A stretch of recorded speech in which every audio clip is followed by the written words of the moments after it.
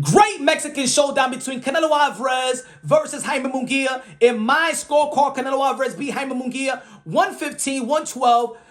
It was a good fight. It was a great boxing fight, clean fight. I liked it. Canelo Alvarez, I think that he was just more efficient with his punches and things of that nature. But Jaime Munguia and his flurries, high volume puncher. But after the knockdown, Canelo Alvarez just had great momentum. He probably only lost one round or two rounds after the knockdown, in my opinion.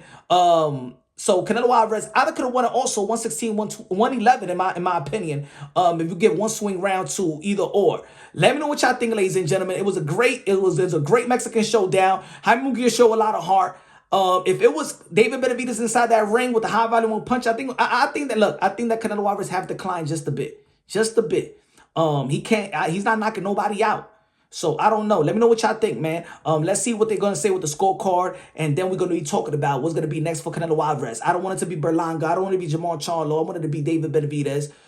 Something, man. Let me know what y'all think. Canelo Alvarez beats Jaime Munguia, unanimous decision. I had Canelo Alvarez winning as well. Canelo Alvarez still haven't knocked down anybody really ever since Caitlin Plant. So of course that's a little bit of not a bit of an alarming. We expect that a guy that has started his career when he was 15 years old to slow down just a bit.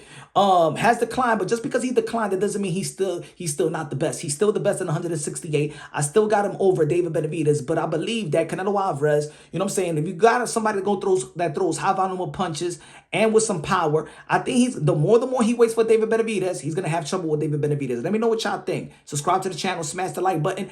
Canelo Alvarez, still the king, El Rey de Boxeo. I have to say this.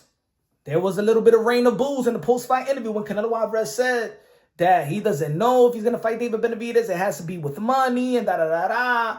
And the Mexican people didn't like that. You know what I'm saying? But of course, the Cinco de Mayo, he has a good victory. And I know that and when he started saying, "Que viva Mexico," that he got the crowd back on his side and stuff like that. He won the crowd, lost the crowd, then gained it right back. But of course, what's going to be next for Canelo Alvarez? It's going to be Canelo versus Berlanga, Madison Square Garden. I think that'd be big. Jamal Charles, I don't know.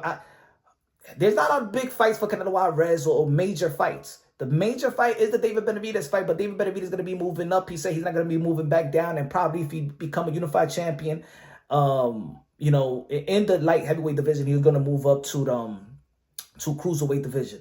I don't think if David Benavidez goes up with his body, he can't come right back down. Maybe Canelo Alvarez will have him like that. Maybe a little bit depleted, maybe a little bit dehydrated.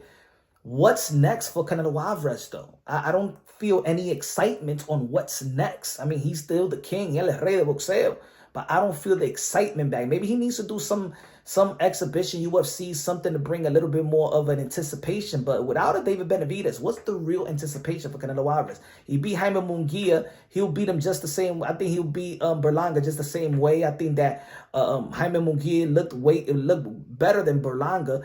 Jamal Charlo has been out. He's 160-pound division. What's it next for Canelo, man? He's just going to be gaining money. I don't know, man. Let me know what y'all think, man. I don't feel the excitement for what's next.